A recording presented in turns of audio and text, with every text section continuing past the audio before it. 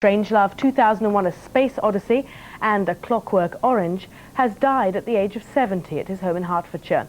Stanley Kubrick was widely regarded as one of the greatest and most controversial masters of cinema. He'd just finished what was to be his last film, Eyes Wide Shut, which took 5 years to make. Our arts correspondent Nick Hyam looks back at his career. He was a filmmaker of genius. No director has produced so many modern classics. Films like 2001, with its special effects and typically inspired use of music, delighted critics and made money.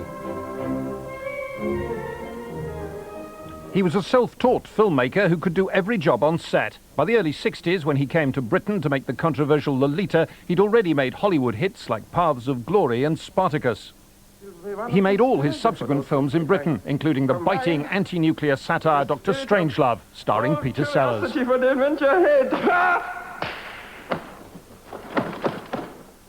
In A Clockwork Orange, a gang commits rape and murder to the tune of Singing in the Rain and the music of Beethoven.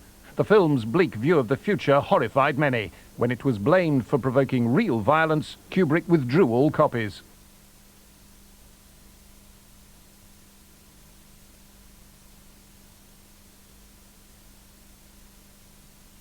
And longer to make. Nicholson said Kubrick gave new meaning to the word meticulous. You said we've got to get him out of here, as you got strong at the end, and I think it has to be a last desperate begging. He was the most pernickety perfectionist you could possibly imagine. Fortunately, the films were very good, so you could say that despite his eccentricity, despite his reclusiveness, and despite the fact that he never gave interviews and kept himself in total secrecy, he was a great filmmaker, and thank God for that. In Full Metal Jacket, he created Vietnam in London's Docklands. His reputation was such that studios gave him as much time and money as he wanted.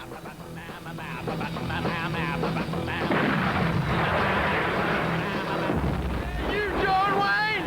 Is this me? Hey, start the cameras. This is Vietnam, the movie! Anyone who has ever been privileged to direct a film also knows that although it can be like trying to write War and Peace in a bumper car in an amusement park, when you finally get it right, there are not many joys in life that can equal the feeling. We'll have more on Stanley Kubrick later in this bulletin when we speak to the film critic John Marriott. Stanley Kubrick has died at the age of 70. In a career spanning almost 50 years, Stanley Kubrick directed a range of often controversial films, including Lolita and A Clockwork Orange. The film critic John Marriott says Kubrick's career was marked by its variety. In terms of themes, he was very interested in the whole dehumanizing of man, of society. Whether you look at Paths of Glory with Kirk Douglas, one of the great anti-war films, or A Clockwork Orange, or 2001, he was interested in men becoming mechanized, becoming machines. But unlike most directors, unlike most actors who work well across a narrow range, he could reinvent himself stylistically to suit the subject.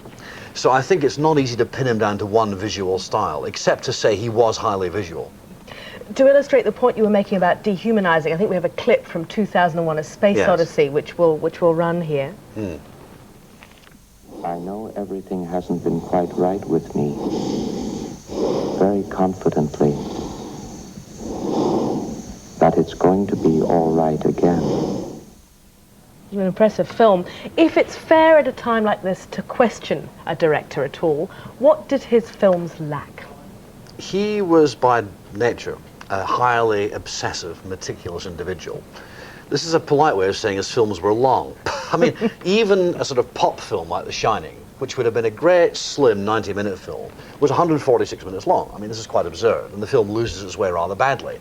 Films like Spartacus, which had great moments in them and wonderful acting, was far too overacted. Like all obsessors, he didn't know when to leave well alone.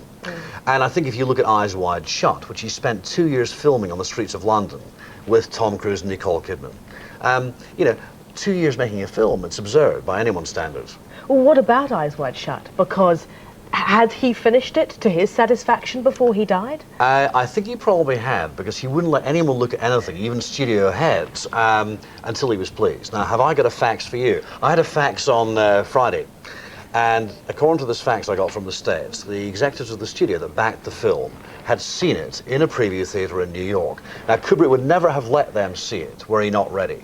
And this is before he died suddenly, so clearly he was ready.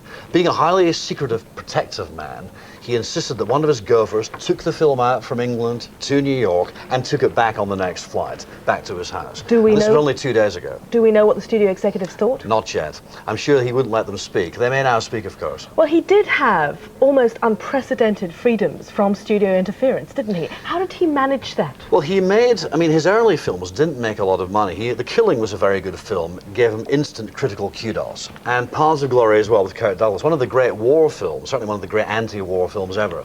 But when he made Dr. Strangelove, he really hit the mother lode. I mean, that picture made a ton of money.